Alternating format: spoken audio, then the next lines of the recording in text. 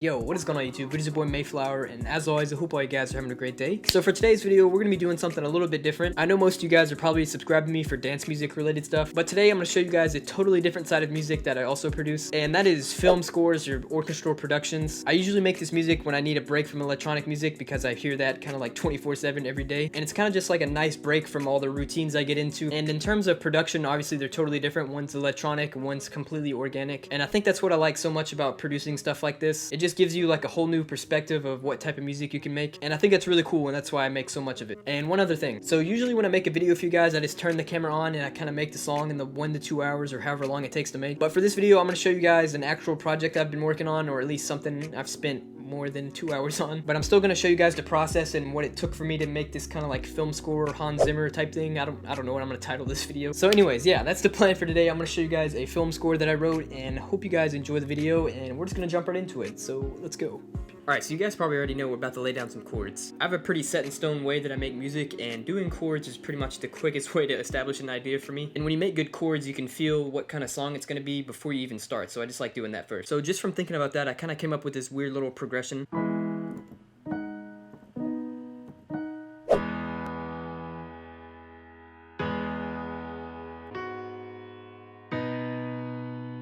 And then I just added a little ensemble on top of it, and then I had a pretty solid chord progression to work from.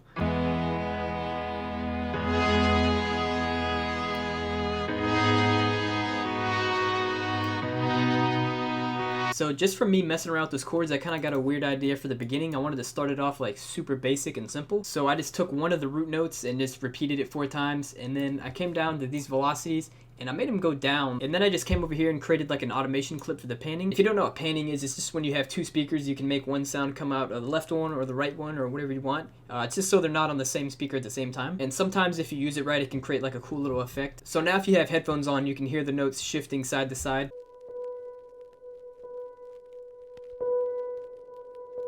So once I got those chords laid out, I knew I needed something to go on top of them, because I know I needed my song to have like a distinct beginning, a middle, and then kind of like a climax towards the end. And for that middle part, I needed something really simple but could also carry the weight of the song at the same time. So I just took the first chord and kind of divided up the notes and made this like little arp thing.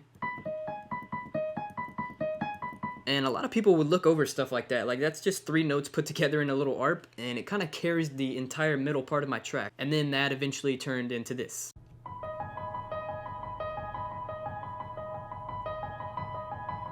And man, did that come a long way for me playing it on the keyboard. The one thing I had to do on this piano and pretty much the entire track was humanize the instruments. And one way of doing that is just randomizing some of these velocities so you can get a bit more emotion and it's not so upright. And it really does make a huge difference, because if you turn them up all the way and they're all the same, it really sounds robotic. And it really does make a huge difference. I can set them back.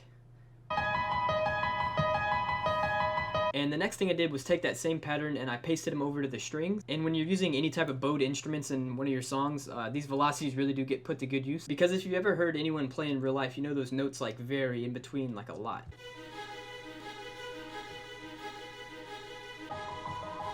Alright, so when I got to this point in the track, I had everything I needed. I had a beginning, I had some nice chords, I had a middle, and now it was time for that big, like, kind of cinematic climax. And then I just looked at the chords and wrote pretty much the first thing that came to mind, which was this.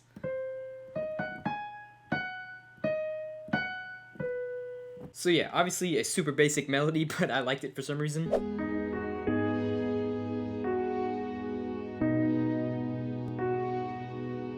And I see a lot of people get confused about like complexity, like they think their melody should be really like intricate and the notes should be everywhere and it should be a bunch of stuff. But really, even if your melody is super simple and it looks really basic like this, if it gets the job done and it portrays some type of emotion, then you're on the right track. And it especially makes the difference when you have the right instrumentation with it. Like this is like the main part of my track, which is like the climax, and it's just a bunch of brass, but I kept the same melody I made on the piano, and it just fits really well. And for this bass line down here, I oddly used an 808, which is obviously pretty weird for orchestras. Did Mozart get to use 808s? Didn't think so.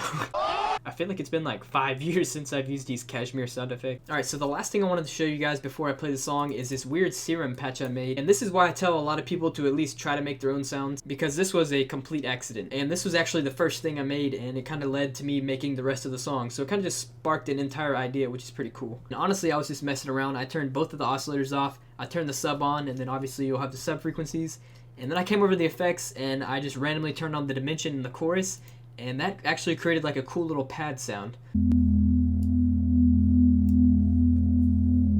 For some odd reason, I really liked that sound, and it kind of started the entire track. And I guess that's as much as I can show you guys with the time I have. I really don't like these videos going over like 10 minutes because I feel like they get really boring. But yeah, I hope I showed you guys enough of the process to where you can understand what's at least going on in the track. So yeah, I guess that's enough talking. I hope you guys liked watching me make something other than dance music. I just thought I'd change it up today and show you guys something new. So yeah, with that being said, I'll play the track for you guys right now.